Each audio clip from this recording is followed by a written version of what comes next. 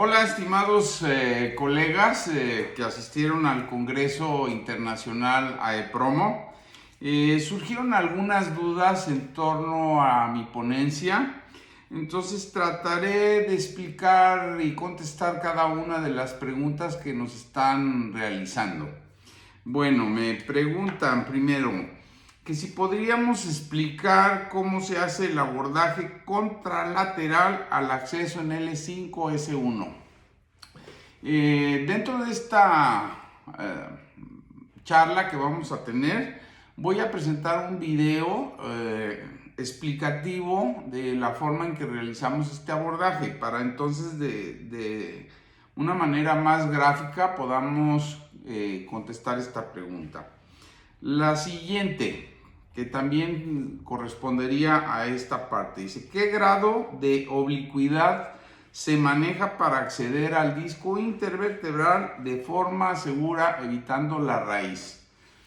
Bueno, aquí realmente esto de si podemos evitar la punción a la raíz nerviosa, las punciones intradiscales son muy seguras. Primero que nada, porque primero la aguja nunca va dirigida hacia la raíz nerviosa. El acceso lo estamos haciendo entre los 6 centímetros y 8 centímetros de la línea media. Y no vamos hacia el foramen, la dirección de la aguja no va al foramen, sino va al cuerpo vertebral, al disco intervertebral propiamente, de tal forma que es difícil, muy difícil, llegar a puncionar alguna de las raíces nerviosas. Entonces, de hecho, en mi experiencia jamás he tenido un problema de este tipo. Entonces, creo que esta vía de acceso a 6 centímetros en visión con el fluoroscopio en todo el momento y dirigiéndola directamente hacia lo que es el disco, pues difícilmente llegaríamos a puncionar una raíz nerviosa. La siguiente dice: ¿está contraindicada la discólisis en una hernia discal extruida migrada? Bueno, vamos a contestar esta pregunta de una manera sencilla. Prácticamente la discólisis la hemos podido realizar en todo tipo de hernia de disco. ¿Y por qué razón? Primero, porque es una excelente técnica para aliviar dolor. Si bien en algunos pacientes no resuelve por completo la lesión, el dolor sí llegamos a controlarlo de una manera muy importante. Los pacientes que hemos tratado con hernias discales extruidas muy grandes, el dolor desaparece prácticamente dentro de las primeras 72 horas. Si bien es cierto que este tipo de pacientes requieren más de una punción intradiscal, y esto lo determinamos en base a la evolución que tienen estos pacientes dentro de las primeras 72 horas posteriores a la discólisis. De esta forma estamos evaluando el EVA y el grado o la disminución de toda la sintomatología que conlleva este tipo de lesiones. ¿Qué nos indica si debemos de hacer una nueva punción? Bueno, las hacemos en base a la evolución en este lapso de tiempo y a la mejoría clínica. Si el paciente mejora posterior a la primer discólisis y tenemos una reducción de al menos un 50% en los síntomas, pues esto nos da cabida a poder intentar una segunda punción, la cual se realiza. Y volvemos a valorar en el mismo lapso de tiempo, 24, 48, 72 horas. Muchos de estos pacientes pueden mejorar todavía aún más, pero permanecer con un grado de molestia que, si bien no es incapacitante, sí persiste. En ese caso, o en estos casos, pasado una semana, 15 días, un mes, todo depende del grado o la molestia que presentan estos pacientes, valoramos una tercera punción. Y estas punciones las realizamos siempre y cuando el paciente tenga mejoría entre una y otra. Pasamos a la siguiente pregunta. ¿Cuándo sería bueno usar plasma rico en plaquetas más ozono en una discólisis en lugar de solo plasma rico en plaquetas? Personalmente, yo no aplico solamente plasma rico en plaquetas en un disco. Siempre debemos de aplicar ozono y más si vamos a hacer una técnica de discólisis. No todos los pacientes son candidatos a plasma rico en plaquetas. De hecho, en las hernias lumbares o cervicales, cuando tenemos núcleo, cuando la lesión, digamos, no implica que el disco tenga desgaste, no aplico el plasma porque es extremadamente doloroso y la evolución no es buena. Los pacientes incluso pueden presentar mucho dolor en las siguientes 24, 48, incluso 72 horas. De tal forma que particularmente creo que es una contraindicación aplicar plasma rico en plaquetas, sobre todo cuando hay una sintomatología de dolor muy florida. Otro caso que tenemos que evitar por completo es aquellos pacientes que tienen antecedentes de cualquier enfermedad reumatológica, puesto que el plasma puede exacerbar muchos de los síntomas asociados a este tipo de enfermedades. Entonces aquí creo que no lo aplicaríamos. Y bien, sí, ya en casos en los cuales tenemos desgaste intervertebral importante, pues aquí sí es muy conveniente hacer la inyección de plasma rico en plaquetas. Aquí vendrían a ser los casos, por ejemplo, de discartrosis severa, que funciona excelentemente, la sintomatología realmente mejora considerablemente. Y en aquellos pacientes también que presentan canal lumbar estrecho es otra de las indicaciones para hacerlo. Me preguntan también, ¿usamos corticoides tras el ozono por vía epidural si se usa la aplicación de plasma rico en plaquetas? Cuando vamos a realizar una discólisis con ozono por primera vez o la primera punción, siempre utilizamos un corticoide de depósito, la metilprednisolona, conjuntamente con la lidocaína al 2%. El volumen inyectado en la zona lumbar es de 6 centímetros de una mezcla que contiene tanto el corticoide como el anestésico. Y solamente los utilizamos en la primera punción. Posteriormente, si vamos a hacer la aplicación del plasma, pues lo aplicamos conjuntamente con la inyección intradiscal de ozono. Entonces esta sería la forma como lo utilizamos los corticoides, es una sola vez y es en la primera punción. Si vamos a realizar algún refuerzo intradiscal, ya no utilizamos los corticoides, únicamente utilizamos ozono intradiscal.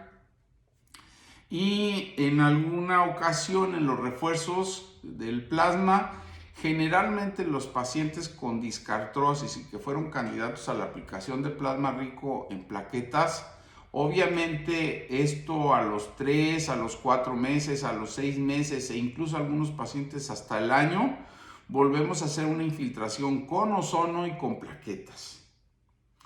Me hacen otra pregunta. ¿Qué volumen de ozono se administra en las discólisis lumbares y cervicales? ¿Y qué consejo daría para controlar el volumen de ozono que se administra? Bueno, en los discos intervertebrales, en la parte lumbar, usualmente utilizamos o inyectamos de 10 a 15 cc de una concentración de ozono entre los 30 y los 40 por disco en la zona lumbar. En la zona cervical, el volumen inyectado son 5 cc. ¿Qué nos da la pauta para esto? Bueno, cuando nosotros estamos infiltrando un disco intervertebral es muy importante que la inyección sea lenta, no forzar la entrada del ozono. Y nosotros estamos viendo la resistencia que se obtiene al estar haciendo esta infiltración del ozono dentro del disco. Si encontramos resistencia, no hay que seguir inyectando ozono. Entonces esto tiene mucho que ver con el sentido común, el criterio y la cantidad que el disco acepta de este volumen, el cual debe de ser muy lenta su aplicación y hay que estar en todo momento viendo la fluoroscopía.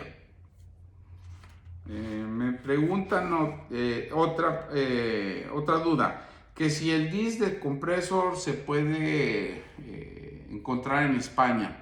Bueno, este de compresor lo hace una compañía que se llama Stryker.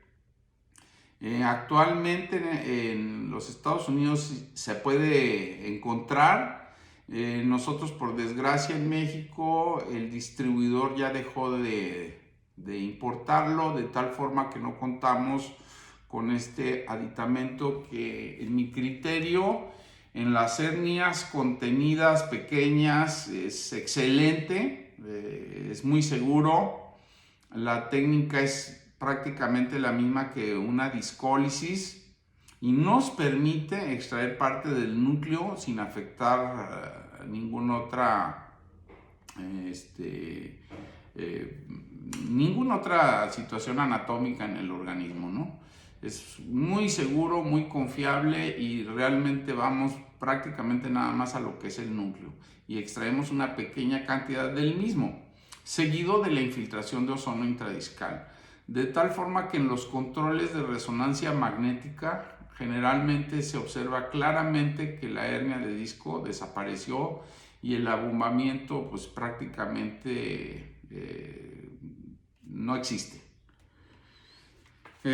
Desconozco si en España se pueda conseguir el dispositivo, pero probablemente sí en la compañía Stryker.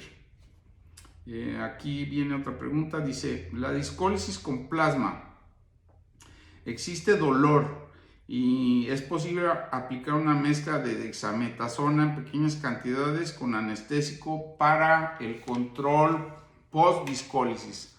Particularmente no utilizo esto, si bien es cierto, en la mayoría de los pacientes, si no escogemos el caso adecuadamente, vamos a suponer que el paciente llegue con mucho dolor, no es aconsejable la inyección de plasma rico en plaquetas en primera instancia. Primero hay que controlar el dolor y en una segunda instancia es factible valorar la aplicación de este plasma rico en plaquetas. Solamente en aquellos pacientes en los cuales existe la discartrosis o un grado de desgaste importante es cuando tenemos que valorar si vamos a poner el plasma rico en plaquetas. Y no, realmente en mi experiencia yo no utilizo infiltrar los discos intervertebrales con dexametasona o anestésico. Aquí básicamente solamente infiltramos lo que es ozono y las plaquetas. A ver, viene la siguiente pregunta. La dosis de ozono intradiscal es ¿cómo calculamos la concentración? Bueno, aquí básicamente los discos los infiltramos con una concentración estándar o fija, que es entre los 30 a los 40 microgramos, que es lo que hemos estado utilizando. ¿Por qué lo utilizamos? Porque dosis menores en las primeras discólisis que practicamos hace más de 10 años, la utilización de la concentración de 20 microgramos no daba los mismos resultados. Los pacientes muchas veces presentaban o seguían presentando dolor. Esa dosis o esa concentración de ozono la fuimos encontrando en base a la experiencia y en base a los resultados que obteníamos postdiscólisis. De tal forma que es una concentración que nos ha dado ese rango de eficacia Nosotros estamos actualmente en un rango de eficacia entre un 75 a un 95% de la mayoría de los pacientes tratados. Podemos contabilizar, en mi experiencia, más de 1500 pacientes tratados, y de los primeros pacientes que tuvimos hace más de 10 años, que utilizábamos concentraciones de 20 microgramos y luego que subimos a la concentración de 30 microgramos, lo mismo que el volumen, la diferencia es sustancial, de tal forma que entre los 30 y los 40 microgramos y estos volúmenes de ozono de entre 10 a 15 en los discos lumbares y lo mismo de 5 centímetros en los cervicales, la eficacia es contundente y la evidencia clínica también así lo es. En las resonancias de control, cuando podemos contar con ellas, ustedes vieron en la plática algunos que podemos decir que son unos trofeos, porque el paciente que llega con la resonancia de control a los 3 meses, pues es realmente muy satisfactorio ver la evolución que tienen, la involución que tienen las protrusiones o los abombamientos, y más que nada la mejoría clínica que prácticamente podemos decir es resolutiva. Me preguntan los criterios de inclusión en la discólisis y la experiencia en la fibrosis postquirúrgica, o sea, en el síndrome de columna fallido. Bueno, los criterios de inclusión, básicamente la única, digamos que los pacientes que excluimos y que aún a pesar de que sería la única exclusión, son cuando tenemos hernias extruidas muy grandes con fragmentos migrados. Sin embargo, debido a que estos pacientes presentan mucho dolor y tienen terror a una cirugía y prefieren primero optar por una alternativa no quirúrgica, los hemos llegado a tratar con resultados muy buenos en algunos casos, en algunos otros casos no. Es muy raro que un paciente no responda a la discólisis con ozono, y pues sabemos que esos fragmentos migrados con el paso del tiempo pues se van reabsorbiendo o se van eliminando. Entonces, de tal forma que creo que sí es una alternativa, sobre todo cuando el paciente desea optar por darse una oportunidad, sobre todo en la mejoría clínica. Y en la experiencia, creo que sí funciona, sí mejora en la gran mayoría de los pacientes. Podemos decir que la tasa de falla es muy baja. Quizás estemos en un 2%, 3% de pacientes que no respondan, al menos en la parte de la sintomatología. Y sí resuelve en un porcentaje muy alto. En cuanto a la fibrosis postquirúrgica o el síndrome de columna fallido, pues evidentemente esta es una de las principales aplicaciones de la discólisis con ozono.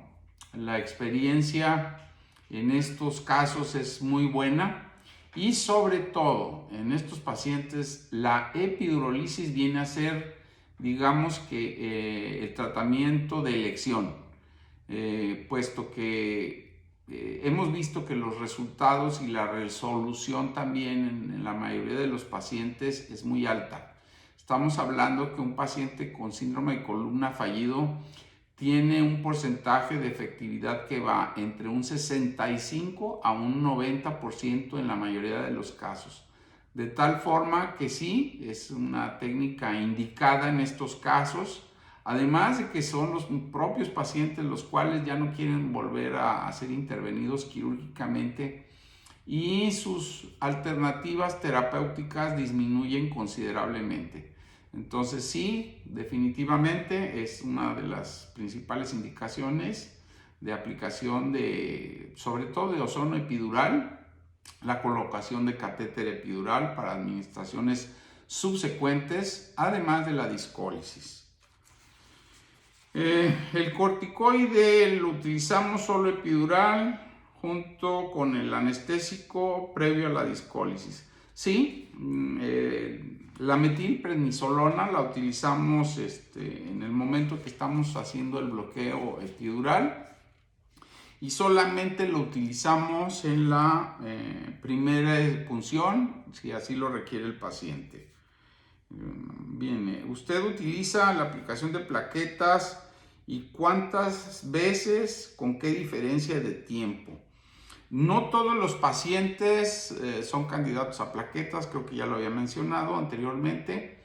Las plaquetas realmente hay que aplicarlas solamente en los casos de desgaste de los discos intervertebrales.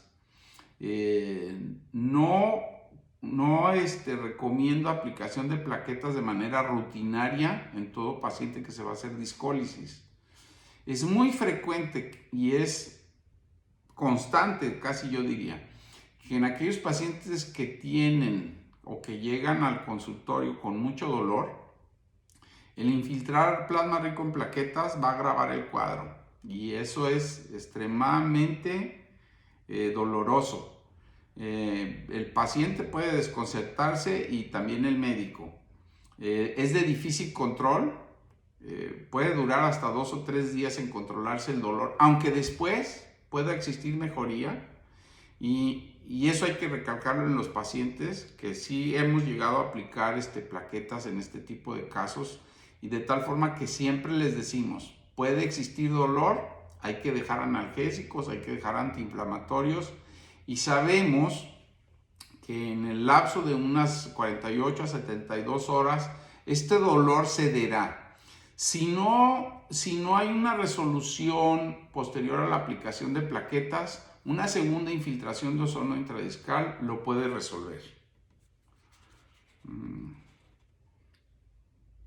Aquí hay otra pregunta. ¿Cuántas veces ha tenido que practicar una discólisis? Bueno, aquí la mayoría de los pacientes, digamos que un 60 o un 70% del total de pacientes tratados puede resolver prácticamente con una sola discólisis. Algunos otros pacientes, en base al tamaño de la hernia de disco, por ejemplo, las protrusiones grandes o los discos con ruptura, estos sí pueden llegar a necesitar una segunda punción. Y extremadamente raro podemos llegar a hacer una tercera. Y hemos tenido casos de pacientes que hemos llegado a infiltrar hasta 5 veces al disco. ¿Por qué hemos llegado a este número de casos o de punciones? Porque ha existido mejoría entre una y otra de las punciones y es una decisión muchas veces del mismo paciente que él, al percibir esta mejoría clínica y sintomática, decide volverse a someter a una nueva punción intradiscal. ¿Qué lapso de tiempo le damos?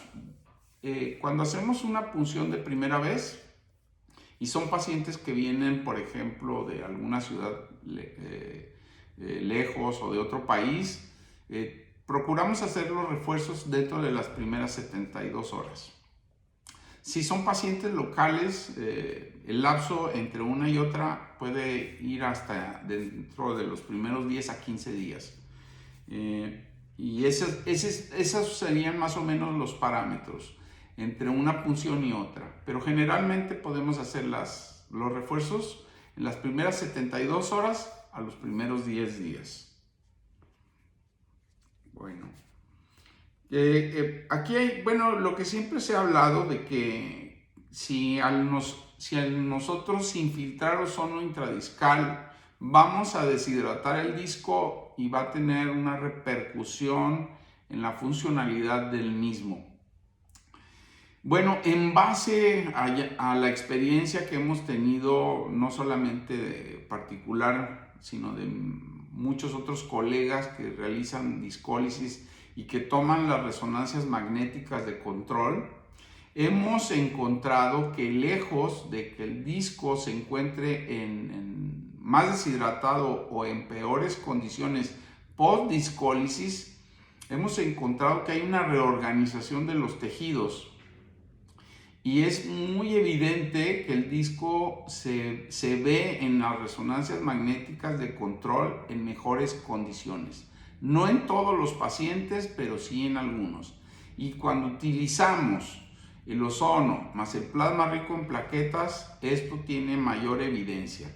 Entonces, considero que no es una afectación que debamos de tener en consideración en los pacientes o pensar que vamos a tener un daño hacia el disco. Aquí realmente lo que estamos buscando es que el paciente no tenga dolor, que se reintegre a sus actividades lo más rápido posible, y pues sobre todo, pues ustedes saben que la discólisis es una técnica, primero, que prácticamente no tiene efectos secundarios, no tiene secuelas, y es quizá dentro de las alternativas de tratamiento la más efectiva en aquellos pacientes que no quieren ser intervenidos quirúrgicamente.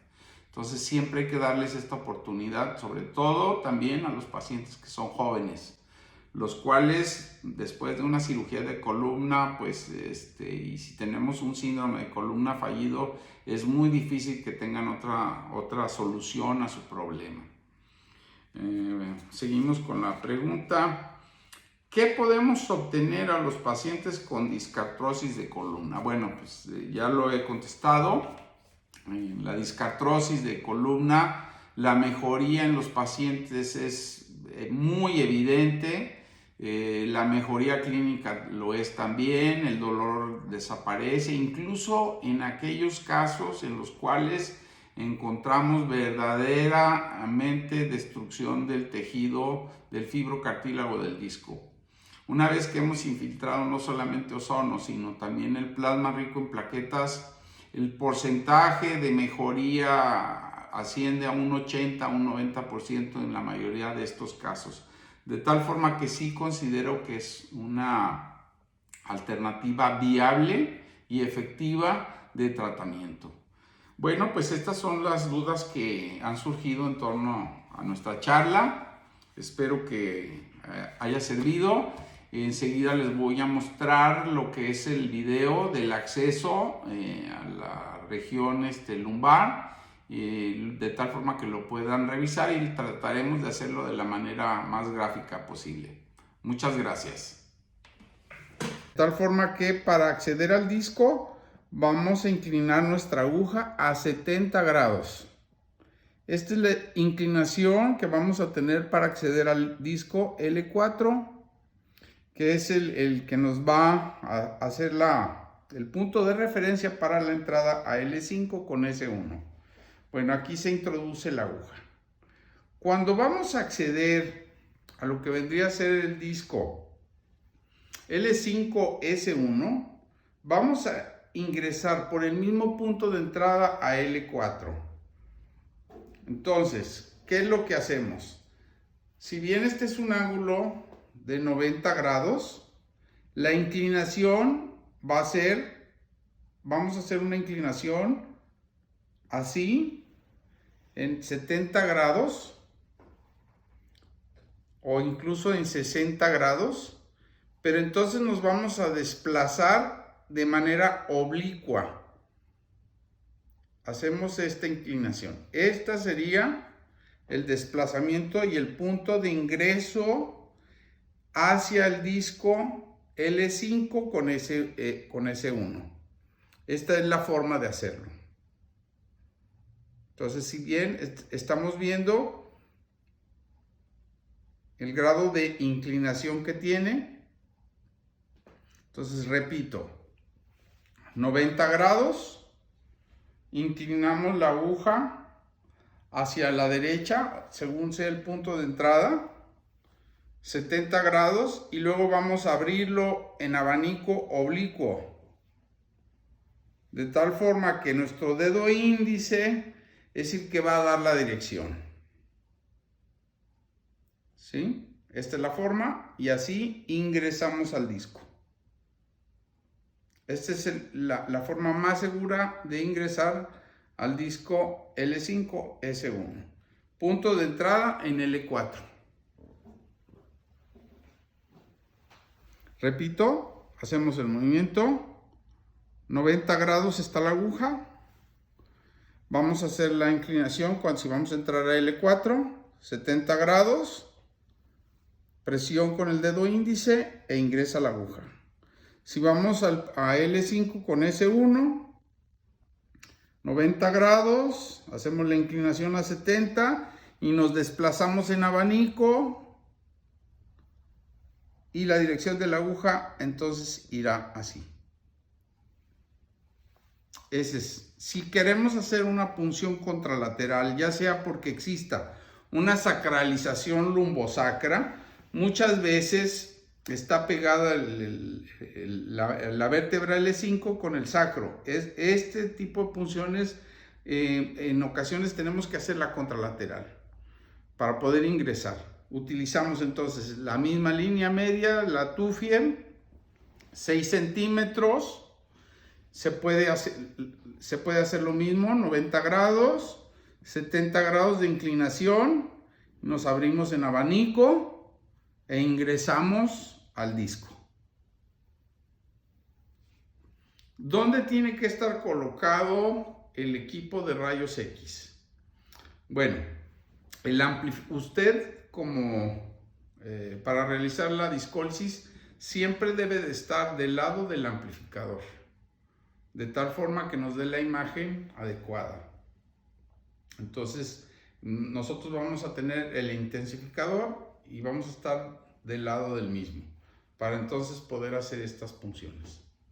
Entonces, espero que con esto quede más gráfico y mejor la explicación en cuanto al acceso a los discos intervertebrales.